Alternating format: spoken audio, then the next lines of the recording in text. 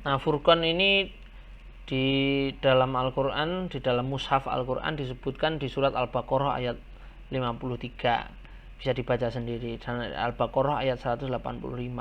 Di Ali Imran ayat 3 dan 4. Di surat Al-Anbiya ayat 48. Di surat Furqan ayat 1 dan di surat Al-Anfal ayat 41. Nah, sekarang apa makna dari Furqan itu sendiri? Nah, makna Furqan ya, dalam segi bahasa itu dari kata faroko yang maknanya adalah beda, firqoh itu golongan yang berbeda. Nah, Furqan ini bentuknya merupakan masdar. Nah, Furqan ini kalau dalam peristilahan ya, kalau kita lihat di dalam mana ini? Sebentar. Di dalam surat, nah ini, walaqad ataina Musa wa Harunal furqana wa diya'an wa dzikrul muttaqin. Terus kemudian wa id ataina Musal kitaba wal furqan. Jadi Nabi Musa itu diberikan kitab dan furqan. Loh, berarti sesuatu yang berbeda. Jadi Furqan itu bagian yang partikular. Jadi bagian yang partikular, bukan bagian yang apa jenenge? Lawan dari partikular itu apa? Bukan bagian yang menyeluruh. Itu adalah sebuah bagian yang terpisah dari Al-Qur'an itu sendiri. Jadi Al-Qur'an ini bukan keseluruhan dari ini, bukan keseluruhan tapi adalah sebagian. Yang sebagaimana juga diberikan kepada Nabi Musa dan Isa. Nah, menurut penafsiran dari Syahrur, Furqan ini adalah unsur risalah. Jadi yang mengindikasikan fungsi kerasulan, yang membedakannya dengan fungsi kenabian. Bentuknya apa risalah itu? Risalah yang ada pada setiap nabi dan rasul yang terdapat yang dalam mushaf Al-Quran ini digambarkan, yang diperoleh oleh Nabi Musa dan Nabi Isa, itu adalah 10 poin penting dari ajaran Allah yang kemudian diistilahkan dengan Siratal Mustaqim. Jadi Siratal Mustaqim itu ora kok rambut pinoro pitu di landepe apa lading pinoro 1000 keplese jegur neraka ora ngono kuwi. Kok ngendi dalile ngono kuwi?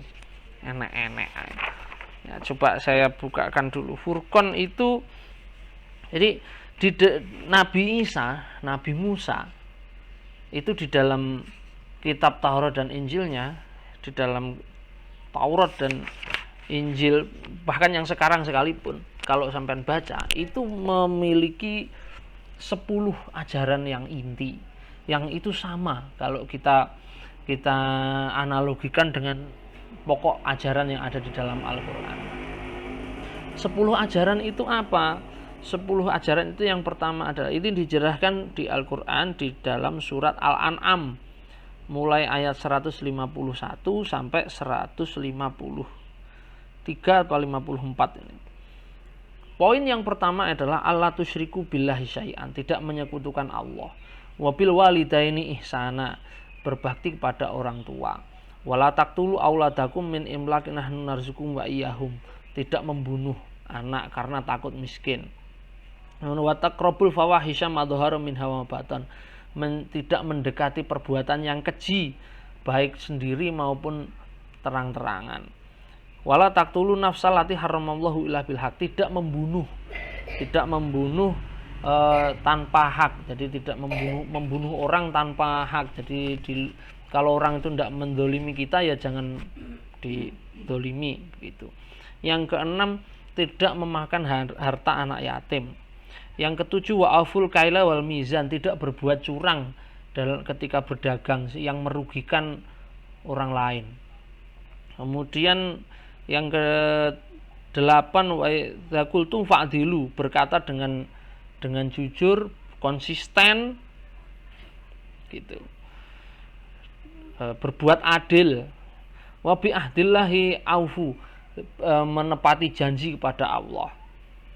Yang ke-10, mengikuti jalan yang 9 yang itu dan tidak berkhianat. Nah, tidak berkhianat, tidak mengkhianati perjanjian yang ada di atasnya itu. Nah, ini adalah 10 perintah Allah yang di dalam Al-Qur'an ini, dan di dalam Taurat dan di dalam Injil itu, ketiga kitab itu memuat 10 hal ini.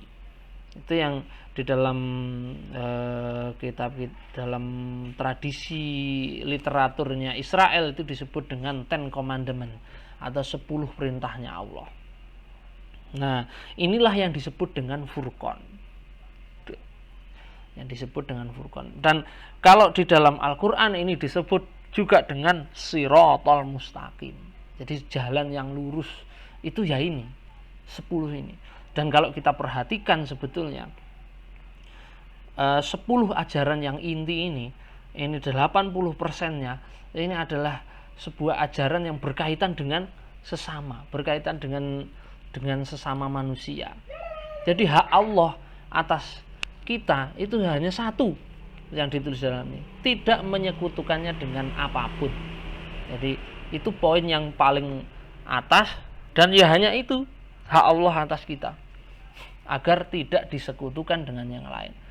9 perjanjian yang lainnya itu berkaitan dengan komunikasi atau interaksi sosial dengan sesama manusia. Jadi kerasulan itu sebetulnya lebih banyak berkaitan dengan urusan kemanusiaan, itu kemahlukan, bukan dengan ketuhanan. Ketuhanan itu hanya satu poin saja.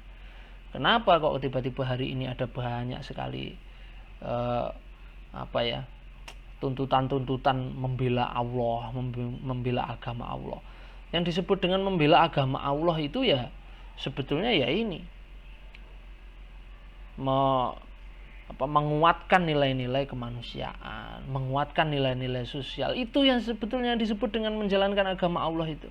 Kalau kita melihat dari 10 agama ini, dari 10 ajaran agama ini yang ada dari para nabi dan rasul, inti dari ajaran Allah itu sebetulnya ya ini, tidak menyekutukan Allah. Satu, yang lainnya adalah agar berbuat baik pada orang tua, tidak membunuh, tidak berkhianat, tidak mendekati perbuatan keji seperti berzina dan sebagainya. Itu kalau di fawahish itu ya termasuk zina itu, kalau di dalam kitab-kitab yang lain. Kemudian tidak memakan harta anak yatim, tidak mencurangi perdagangan, tidak berbuat curang dalam berdagang, menepati janji. Ini semuanya kan hal-hal yang berkaitan dengan interaksi sosial dan kemanusiaan. Jadi kalau kita itu beragamanya itu benar, seharusnya porsi kita terhadap nilai-nilai kemanusiaan dan nilai-nilai sosial itu harusnya adalah jauh lebih tinggi. Itu.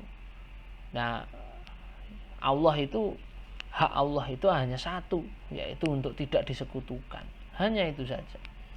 Maka aneh bagi kita kalau kemudian ada orang itu yang mengaku taat beragama, orang soleh itu, lalu kemudian antisosial.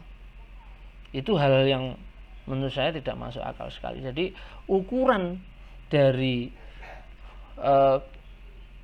seseorang itu, kualitas agama seseorang gitu ya, ukuran dari kualitas agama seseorang itu sebetulnya ukuran atau parameternya itu lebih banyak ke ranah sosialnya. Ketika dia itu bersosialnya bagus, menghayati nilai-nilai dan kemanusiaan dan implementasinya itu bagus, maka sebetulnya dia beragama dengan sangat baik. Gitu. Sedangkan kalau ada orang itu ya ubudiyahnya kepada Allah itu luar biasa, tapi kemudian dari ngajinya bagus, tahajudnya rajin puasa, tapi sama sekali dia tidak memperdulikan nilai-nilai sosial, tetangganya kelaparan, tetangganya kesusahannya dibiarkan saja. Nah, yang seperti ini justru beragamanya belum benar gitu. Atau kualitas agamanya masih kualitas ecek-ecek lah gitu. Jadi ya seperti itu. Ini mumpung ingat, jadi saya sampaikan.